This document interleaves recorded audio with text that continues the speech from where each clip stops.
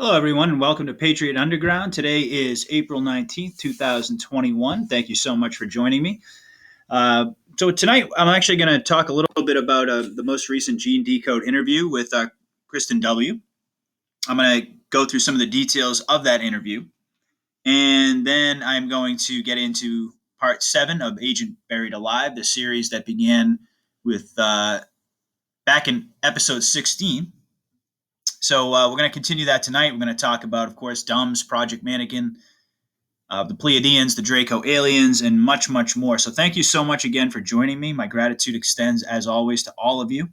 I am so happy that so many of you have stopped by to listen. So let's just jump right into it. Let's get into it and go through some of the details of what Gene had to say. So the first thing he talked about was the Evergreen situation, or the Ever Given.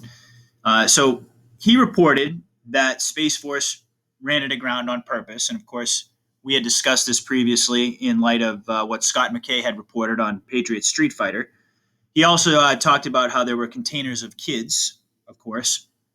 And he also mentioned the vaccine aspect of the op, which was to spoil them, to basically ruin their refrigeration requirements so they can't be used.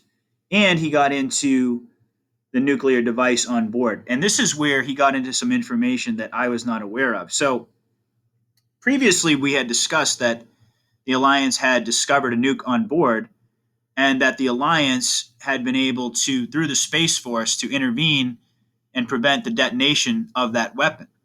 But apparently, the detonation of that weapon,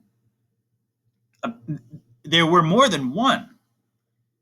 And these weapons, I don't know if there were more than one nuclear device. That seemed to be what Gene was suggesting. And he said that these weapons were supposed to have been detonated in both Israel and Saudi Arabia to trigger World War III. And in so doing, seemingly fulfill a biblical prophecy of a war between Muslims and Christians, similar to what Albert Pike had talked about that would usher in the New World Order.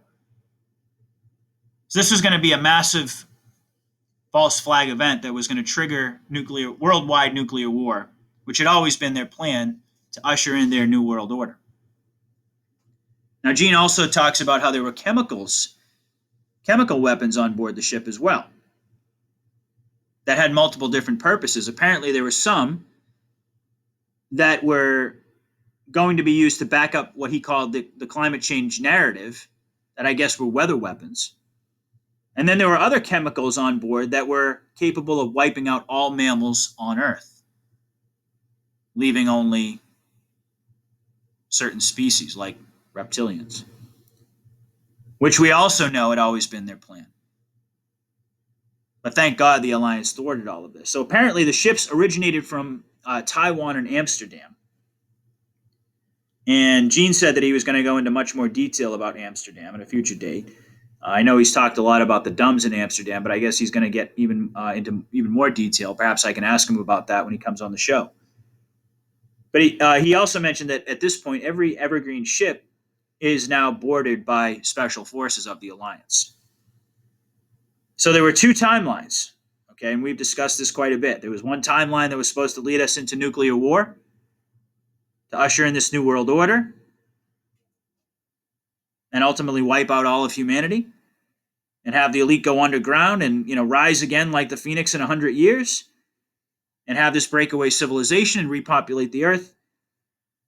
And then, of course, there was the other timeline that we're now on, the timeline of ascension, which is inevitable and cannot be stopped.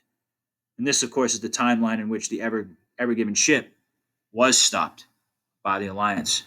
And once again, praise God for that.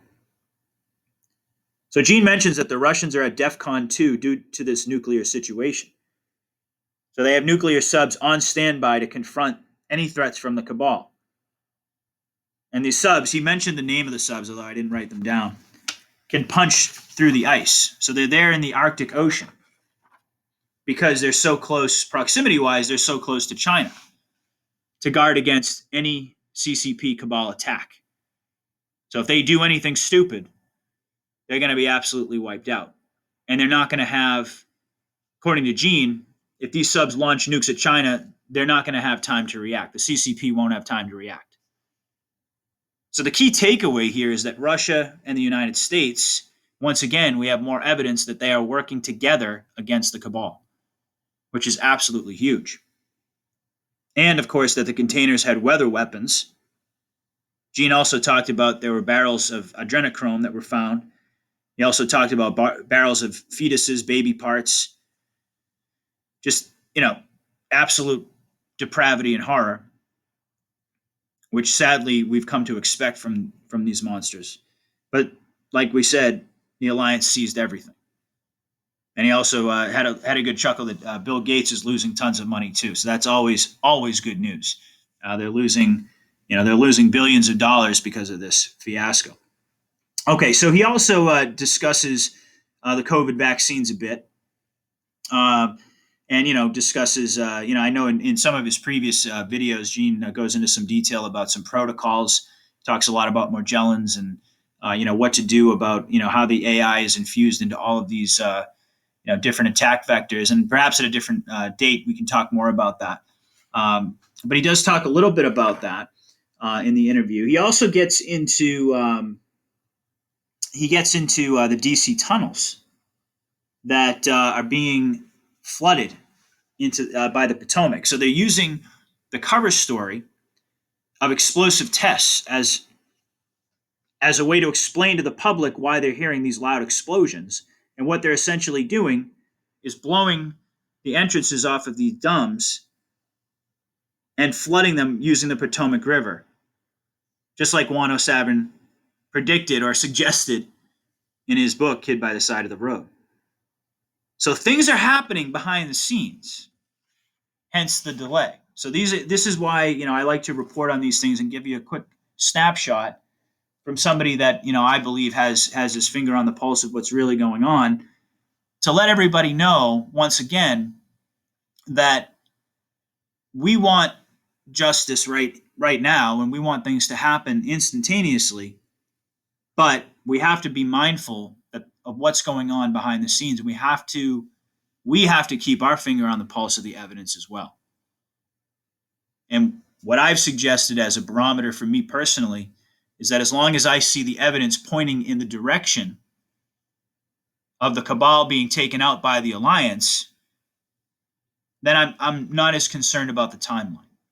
I become more and more concerned about the timeline when, for whatever reason, I start to lose faith in the plan, which is very important. It's very important for me to look at the evidence and to hear from the sources that I trust and listen to what they're saying in relation to, cross-reference, of course, what they're saying with what other sources are saying, with what the evidence is pointing to. And so far, I'm still very confident with my assessment based upon that evidence. Okay, so let's get into Casbold's book, Agent Buried Alive. We're going to talk about chapters 5 and 6. So again, this is part 7 of the series. Series began back on episode 16. You can check the descriptions for the different parts. I have taken periodic breaks, but tonight we're going to talk about chapters 5 and 6. So in chapter 5, which he calls Born into the Program, Casbolt relays the memories of his childhood and discusses some of the events which led to his first homicide on behalf of the government, which took place when he was 16 years old.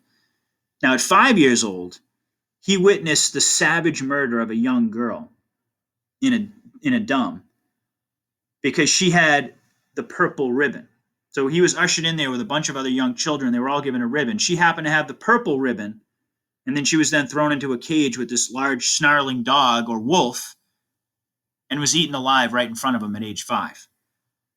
Now, this is how mind control subjects are trained. They use trauma-based tactics to induce dissociation, opening up the subjects to hypnotic and or suggestive programming so that they can create these alters, which we've talked about. So at age 10, he was forced to partake in a snake ritual. We've also discussed those, where robed people are chanting all around him, that chosen one in Hebrew or Aramaic, and they have snakes, venomous snakes, bite him the venom would take hold, and then they would use drugs to revive him to induce a state of calm, and then put him inside of a coffin with a whole bunch of snakes and buried him alive for hours to cause further disassociation. He also mentioned that, bizarrely, at one point, first they had robes on, and then at one point everybody took their robes off and they were naked. So it's important to understand how key disassociation is to trauma-based mind control. The process creates, as I said, alters, which can be scientifically programmed with hypnotic triggers, just like computers. Now, also at age 10, he was forced into bare-knuckle combat with an older kid. Okay? And I don't know if they fought to the death or whether they just fought until he knocked him out, but he won the fight. And as a reward for winning the fight, they give him a kitten. And no sooner do they give him the kitten, they then give him a knife and say, go ahead and kill it. So they use these contradictory messages to further confuse the victim and to further cause and deepen their disassociation. Now, he refused to kill the kitten. And apparently whoever it was who gave him the order was prompted to then do it by himself. And he witnessed the kitten being killed anyway, but he refused to do it. And his refusal prompted his PSI training, as he was deemed unfit to be an assassin. But his martial arts, so there are two different types, type A and type B. I talked about this previously. And they just have different specialties. One, the specialty is primarily PSI abilities and espionage, and the other, the specialty is being an assassin. But he was deemed unfit to be an assassin because of this, but his martial arts training continued. And in the chapter, he details a whole bunch of other events that I'm not going to get into here, just giving you the highlights. But at age 16, he carried out his first murder for the government against a famous politician he had seen in Project Mannequin-related dumbs. And he describes the experience essentially as somebody walked up to him, gave him a hypnotic command, didn't describe, I don't think, what it was, gave him a hypnotic command with a bag. Inside the bag was a Smith & Wesson 9mm. And then he also gave him a post-hypnotic command so that he would have no memory of the event. So he takes the gun and walks up to the target, who's sitting at a seaside bar at an outdoor table, and just unloads the magazine and leaves a couple of rounds in there just in case anybody tries to stop him as he's getting away. And this is when he's age 16. Now in chapter 6, that chapter is called The Sublime View. He gets more into the extraterrestrial angle. And I know a lot of you are very, very interested in this information. So the first thing he talks about is the Pleiadean paradigm. Now, the Pleiadeans I've talked about in previous podcasts. So I'm not going to get into the definitions of who they are and alien races and things that I've already reported on. You can go back and listen to those podcasts if you're interested. But the Pleiadean paradigm is of love and peace, a win-win situation in which every man, woman, child, every human being benefits. That's their paradigm. That's their ethos. Now, the corrupt Illuminati paradigm is the opposite of that. They want the destruction of anyone who isn't them, who they define as, the new Israelites or the illuminated ones. These are the Cabal. So Casbolt was always told that he would run the planet with people like him when it all goes down, quote unquote. He was promised that he was going to be in a position of power. That was part of his mind control, a reward system. So the Cabal planned a breakaway civilization in the wake of a nuclear attack. We were just discussing that in reference to Gene Decode. A nuclear attack that would be planned and engineered. And this is often cloaked in the concept, as they explored all these different avenues, they cloaked it in the concept of COG, or continuity of government. But the real intent was to repopulate the earth. As Casbolt puts it, quote, to repopulate the earth with the offspring of the most gifted, to rise from the ashes like the phoenix, end quote. But fortunately, as we know, Emmanuel, or Jesus, offered a new covenant with all Jews and Gentiles that they could enter the New Jerusalem, a place of, enter the new place of peace and prosperity on earth. And the Pleiadeans are committed to this plan. So Casbolt he says that he can speak on behalf of the Pleiadeans because of his extensive telepathic contact with them. And this was his major task for Project Mannequin remote viewing sessions, to make telepathic contact with the Pleiadian motherships. And he did all of this. All this was done from his trip seat, which I talked about in a previous episode. So the Pleiadians communicated directly to Casbolt that they, quote, would not stand for the abuse occurring in these military facilities, and Aldebaran Federation forces would be taking direct military action against them, end quote. Now, Casbolt then says that the reason the Pleiadians don't rush in and save us is because the enemy is holding humanity hostage with what he calls the Tablets of Destiny, or the TOD, which he describes as, quote, a large, exotic, crystal-based computer linked in a geometrical grid pattern around the world that can trigger large-scale disasters like hurricanes, tidal waves, etc. So this is linked to HARP scalar weather warfare, the HARP scalar weather warfare system, based in Alaska, which causes me to wonder, do the White Hats now control this apparatus?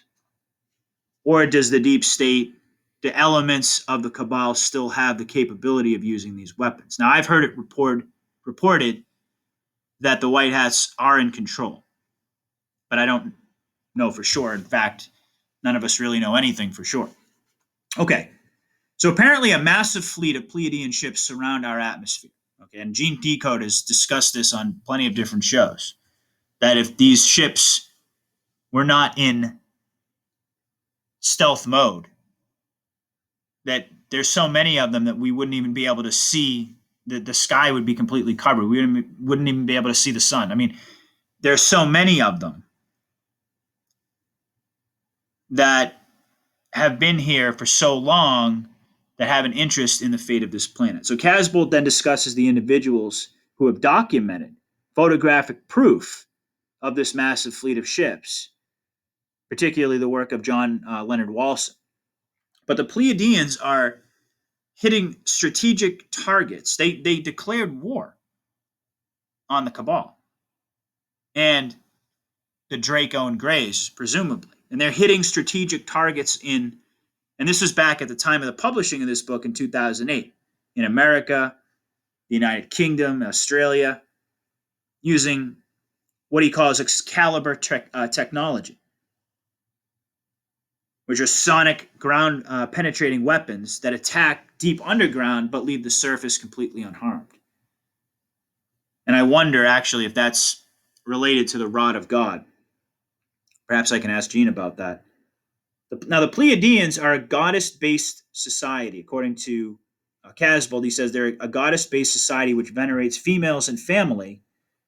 And he says the feeling of the energy is similar to being in love. The energy of the Pleiadians, very similar to the feeling of being in love. And he said that the genetics of the Pleiadians are highly sought after by Project Mannequin. And they even have code names, Platinum Blues, or Digital Children, for these young Pleiadians, or for young people who have this genetic makeup. He also describes the Pleiadians as, quote, joyful and angelic children whose psychic abilities come from the ability to feel love and the feelings of other beings.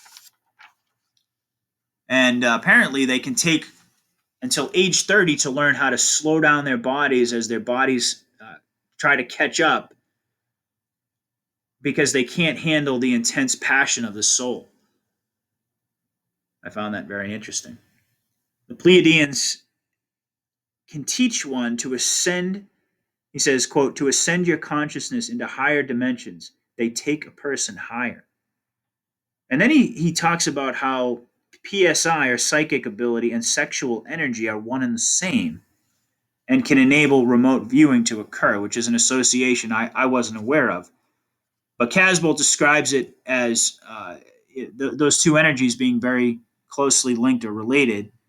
And he describes the process of remote viewing as zooming out, so to speak, and then being able to zoom back in on something specific by projecting consciousness into what he calls the 7 superdomains, which represent the mind of God. But he says there is a limitation to remote viewing called the T boundary or the through boundary. Now, he doesn't go into more detail on that.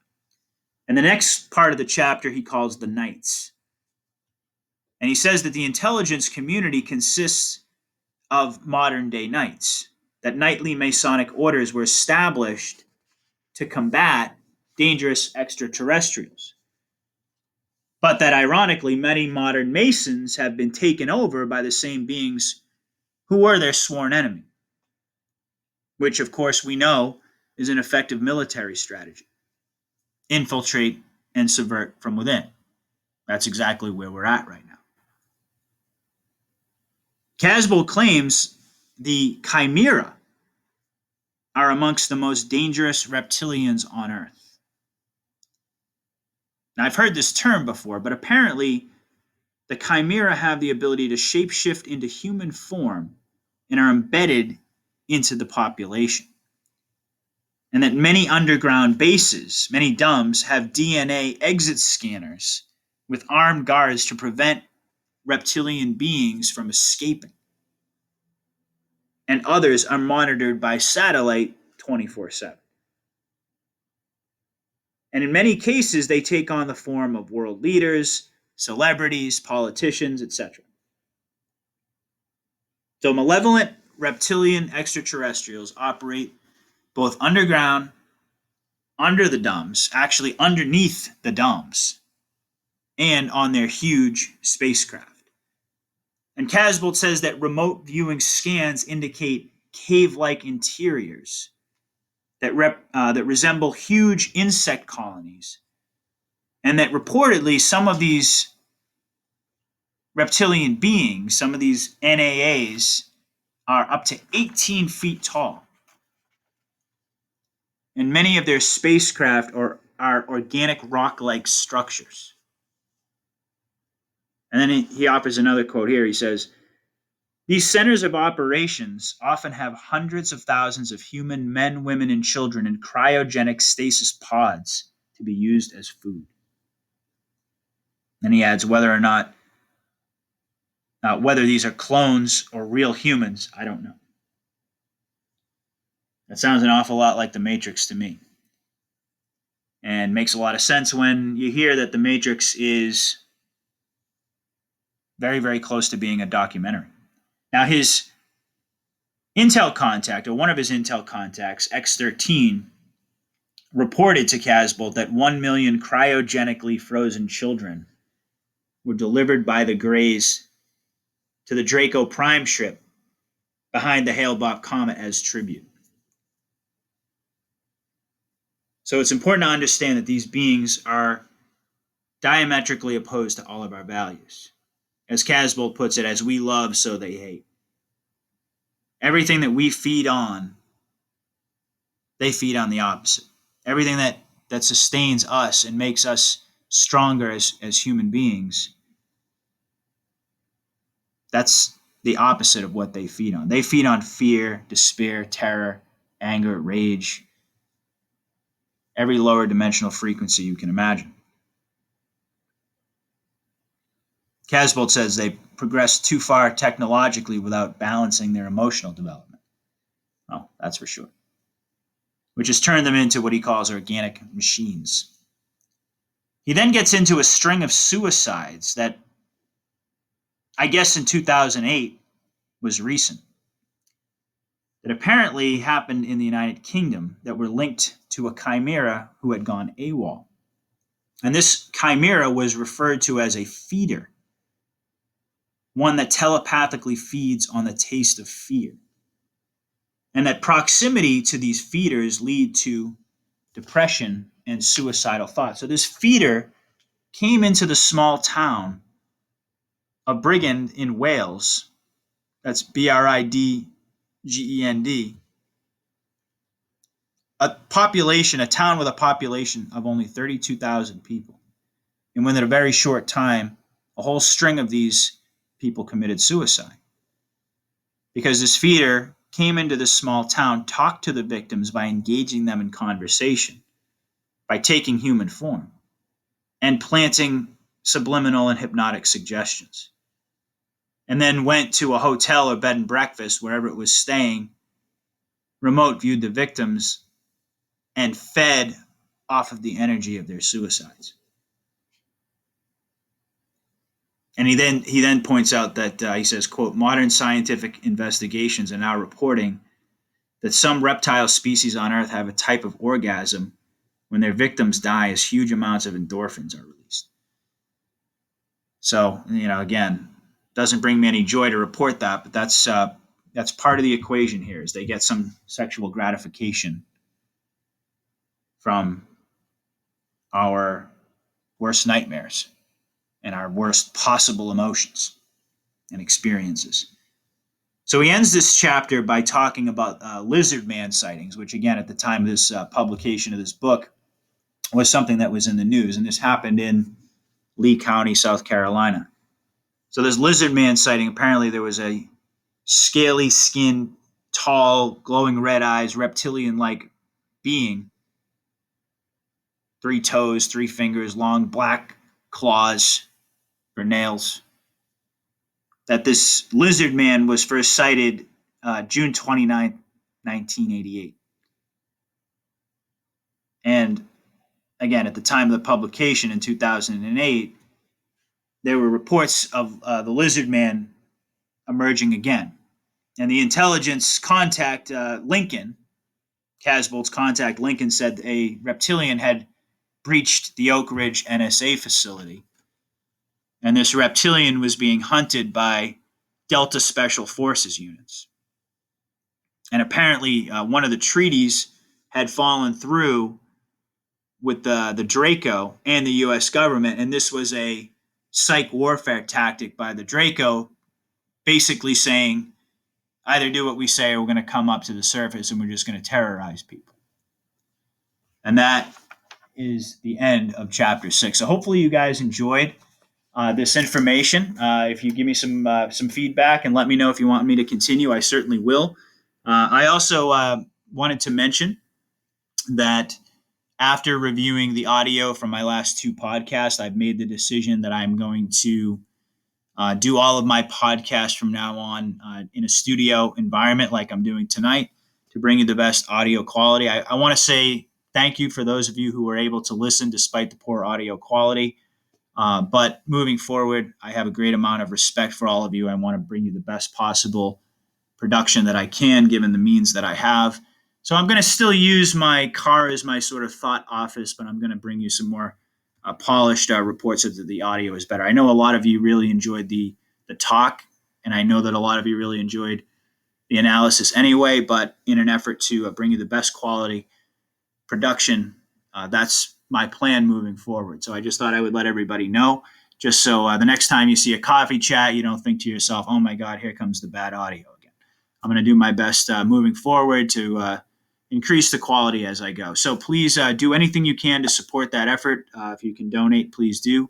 But please share the links, like the videos, and subscribe to the channel. And I'll be back soon with another report. Until then, thank you so much for listening. God bless you. Patriot out.